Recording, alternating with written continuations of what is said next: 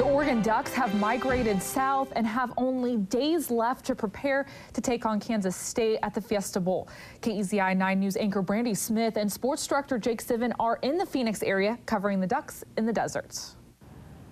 It is a beautiful Saturday down here in the Valley of the Sun, and this was the first day that we got to go to press conferences for both the Ducks and Wildcats. Yeah, Brandi, Oregon's offense and Kansas State's defense met the media earlier this morning, and it was also our first chance to get a look at Kansas State. The first 15 minutes of their practice was open, and that's where we find our own Erik Elken, who has more on the matchup between the Duck offense and the Wildcat defense.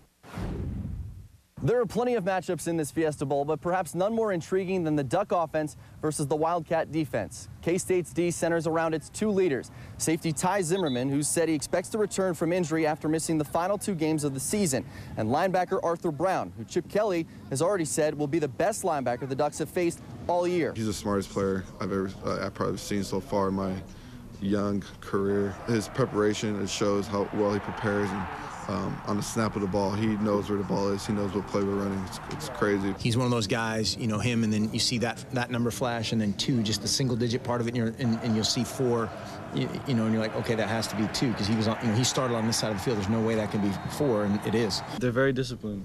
You know, they'll line up, and you know, they'll hit you in the mouth, and you know, that's the kind of stuff we got to be prepared for. When it comes to their defense, knowing when they're coming and when they're not coming, and reading the proper keys, you know, because these guys, they're very active and they're always making plays in the backfield. Their front forward, extremely big, very powerful, and run stoppers. K-State faces the tall task of trying to stop, or at least slow down, the potent Duck offense, which only a few teams have been able to do over the past 4 years. And that offense hasn't made life easy for K-State over the past month. He keeps me up late at night. I'm talking about Chip Kelly. He's kept me up a lot. But that's okay. That's just respect. He's made my life miserable, but that's all right. You know, they just blow everybody out. You know, high-powered offense, you know, just really want to take control of the game, and that's as a defense we have to maintain that control. You know, we have to control, you know, from a scheme point of view. You know, their passing game, but they're a spread offense who likes to run the ball as well. So we'll definitely, you know, achieving our goal of stopping the run. I think Stanford's really similar to, you know, how we play, just, you know, being able to get lined up right. They got great athletes at Stanford, and they were able to contain Oregon pretty well, and that's a big film that we've been watching a lot, just seeing some of their schemes and seeing what they do and how well they played against them. I asked Kansas State defensive coordinator Tom Hayes if he expects this game to be a shootout. He smiled and said it might be, but as long as we have one more point at the end of the day, I'll be happy. At Scottsdale Community College, Erik Elken, back to you. Thanks a lot, Erik. And the press conference this morning went far beyond X's and O's, as is likely to be the case throughout the entire week. Chip Kelly's future as head coach at Oregon was brought up frequently, and the Oregon players had no problem acknowledging the inevitability of Kelly's move to the NFL. He's gonna leave. Everyone knows that, but right now he's my head coach. When you say he's gonna leave, I mean, are you assuming after this year? You're saying at some point? At some point, he's not gonna be coaching at Oregon for his whole life, you know, not until he's 60, 70. You know, everyone wants to go to the next level. Kelly's 4 years of success as head coach has coincided exactly with Kenyon Barner's success on the field. But there was one season when Kelly wasn't coaching Barner. Back in 2008, Kenyon was redshirting as a defensive back. Kelly, of course, was still the offensive coordinator. And today, Barner made a pretty shocking revelation about that time. Look, to be completely honest, I didn't even know who Coach Kelly was. All the way through that year? I promise you I didn't. I didn't. Because all I knew was the defensive coaches. Yeah. That's it. And I knew Coach Oz and Coach Bellotti, of course, but I didn't, 2 of the 4 offensive players brought to the press conference were offensive linemen, Ryan Clanton and Hronis Grasu. They were seated next to each other, and that led to a pretty funny back and forth.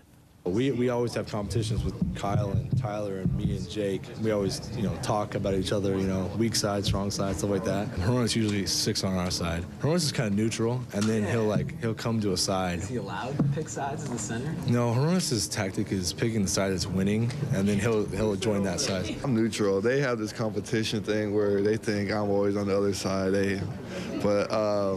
I'm the guy that says, hey, we're one unit, man. Like, stop being so competitive. Yeah, he'll probably deny that because that's his other tactic is deny, deny, deny. We also found out that Marcus Mariota isn't much of a social media guy. He doesn't use Twitter, but there are a couple of accounts that pretend to be him out there.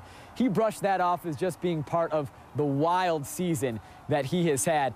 But of course, there are plenty of Ducks that do use Twitter, and Mariota said one teammate in particular keeps trying to get him on the bandwagon. Oh, definitely Josh Huff. Probably he's the most guy that, you know, he's the one like every day he's like, hey man, you should probably get a Twitter. And I don't know, man, but you know, we'll see. I don't know. We'll see. And one more thing, Brandi. Oregon offensive coordinator Mark Helfrich said there have been some drop passes in the first few practices down here in Arizona, and it comes after an extended break when all the players went home for Christmas. Among the reasons that Helfrich proposed for why the team is rusty, he said maybe some of the guys had a date with their high school girlfriend, and they're still thinking about her now. The mood was light, as is expected this early in bowl week. Right, they're having a little fun. Absolutely. Well, if fans want to have some fun when they are headed down to the Phoenix area to watch the game, I've tried to translate some of the things that you love about Oregon down here into Phoenix, and today that meant going on a hike. The sun is out, and so are the hikers, bikers, and sightseers at Phoenix's South Mountain. It is the largest municipal park in the nation. It has over 16,000 acres. 16,000 sprawling acres in the middle of the Sonoran Desert. We only get an average of about 7 inches of rain per year, so our vegetation here is very unique. That's what makes the beauty here unique. It's sort of an acquired taste, I guess. The tree-covered mountains we're used to, replaced by jagged rocks jutting from the desert floor. The pines, firs, and maples from back home, here are shrubs and the king of the desert. The swirl cactus that can withstand extreme temperatures, and yet they blossom and bear fruit. This is one of the most lush green deserts. The Sonoran Desert is the lushest of all deserts because it has 2 rainfalls per year. Different climate, yeah, but every place has its own beauty. Desert. Very deserty. Dry. Brown. It's beautiful though. We're from here, and it's just so nice coming up here and like looking down on like the whole city. You can just like see everything. Dozens of trails let you decide how hard you want to work for the spectacular views. Like Eugene's Skinner Butte, you can drive up to some vistas that overlook downtown. It's a great location to go if you want to see the lights of downtown Phoenix, particularly at night. We also have great sunsets, so visitors like to drive up to the top of the mountain and view the sunsets. Or if you're looking for something that more closely resembles the climb up Spencer Butte, try out Telegraph Pass, easily one of the park's most popular trails. I've never seen it really busy before. Today. It's really busy. It's always clean and everybody's really nice, and there's a lot of fun people out. It's a nice little hike, just nice to be outdoors. A sentiment Western Oregons certainly agree with, especially when they don't have to contend with Western Oregon's weather. It's the best time of year. South Mountain is just one of the places you can go around here. There are dozens of places, dozens of cities with their own parks and trails for people to check out. And over the next couple of days, like I said, I'm going to be taking you around doing fun fan things. Tomorrow, we are going to look at the Arizona wine industry. And we'll continue to work on this game. Tomorrow, the press conference is flipped. It'll be Kansas State's offense and Oregon's defense, which means we get our first chance to talk to Chris Harper, the former Duck, played quarterback at Oregon, transferred after his freshman year, is now Kansas State's leading wide receiver. Really looking forward to talking to him tomorrow.